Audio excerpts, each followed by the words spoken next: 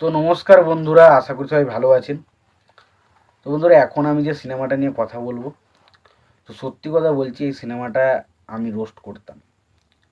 But শুধুমাত্র একটা মানুষের জন্য সিনেমাটা রোস্ট করছি না, সেটা হচ্ছে one and only megastar Shakib খান।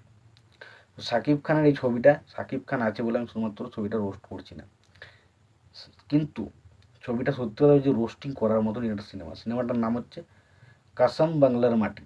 কসম বাংলার মাটি, এটা 2000 সালে রিলিজ করেছিল। ছবির পরিচালক হিসেবে কাজ করছেন মনোয়ার খোকন, এবং ছবিতে অভিনয় করেছিলেন সাকিব খান, মুনমুন, ময়ূরী সহ আরও অনেকে। তো এই সময় যদি আমরা ভালো করে দেখি, সেই সময় যে ছবিগুলো বেরোতো তার মধ্যে টপ অশ্লীল নায়িকা, মানে সব সময় নোংরামো নোংরামো ধরনের নায়িকা যদি কেউ থেকে থাকে বাংলাদেশে, সেটা হচ্ছে মুনমুন এবং ময়ূরী। তো সত্যি কথা বলতে তাদের নিয়ে আর কিছু বলতে চাই না। তবে সিনেমাটা কেমন লেগেছে যদি আমি এক কথাই বলবো, এবং সিনেমাটা ভালো লাগেনি। পরিষ্কার সত্যি কথা, সিনেমাটা ভালো লাগেনি। একটা মানুষ শুধুমাত্র সিনেমাতে রয়েছে, মানে সাকিব খান, সেই কারণে ছবিটাকে রেসপেক্ট করছি, নাহলে এই ছবিটাকে রেসপেক্ট পাওয়ার মতো সিনেমা নয়। তো এই সিনেমার যদি প্রথমেই আসি, সিনেমাটার পরিচালক হিসেবে কাজ করেছেন হচ্ছে মনোয়ার খোকন।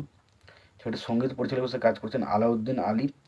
ছবিতে অভিনয় করেছেন সাকিব খান, মুনমুন, ময়ূরী, নাসির খান, রাজীব, দিলদার, নাসরিন, আনোয়ার হোসেন, ফারুক হোসেন এবং সিরাজ হায়দার।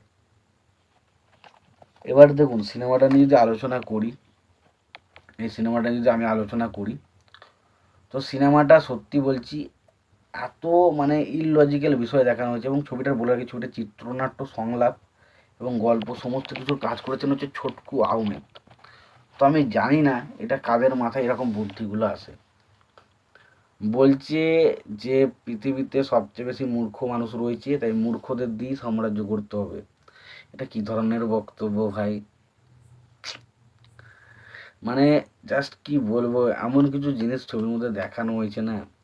একটা জায়গা রয়েছে যেখানে আর কি ময়ূরীকে কিছু মেয়ে মানে ছেলে রেপ করতে যাচ্ছে, সেই সময় একটা গান হচ্ছে, আর ততক্ষণ পর্যন্ত রেপ চলছে না। তারপর গান শেষ হয়ে গেল, আবার ধস্তাধস্তি শুরু হয়ে গেল।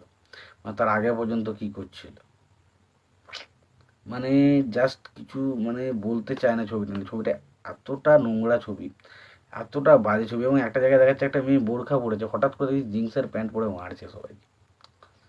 মানে যা খুশি তাই হয়ে গেছে সিনেমাটার মধ্যে। সিনেমাতে হিরোর গুরুত্ব খুব একটা কিছু নেই। সাকিব খানকে ছবিতে জাস্ট ঠিকঠাক ইউজ করা হয়নি। আমি শুধুমাত্র সাকিব খান মানুষটা ছবিতে রয়েছে বলে শুধু রেসপেক্ট করছি। তো আমি ছবিটা সত্যি বলছি, আমার একদম পোষায়নি ছবিটা। তোমাদের কেমন লাগছে ছবিটা জানিও। ভিডিওটি ভালো লাগলে লাইক কমেন্ট শেয়ার করে দিও। চ্যানেলটা নতুন হয়ে থাকলে অবশ্যই তোমরা চ্যানেলটা সাবস্ক্রাইব করে নিও, পাশে বেল আইকনটা অবশ্যই প্রেস করে দিও। ভালো থেকো, সুস্থ থেকো, দেখা হচ্ছে পরে।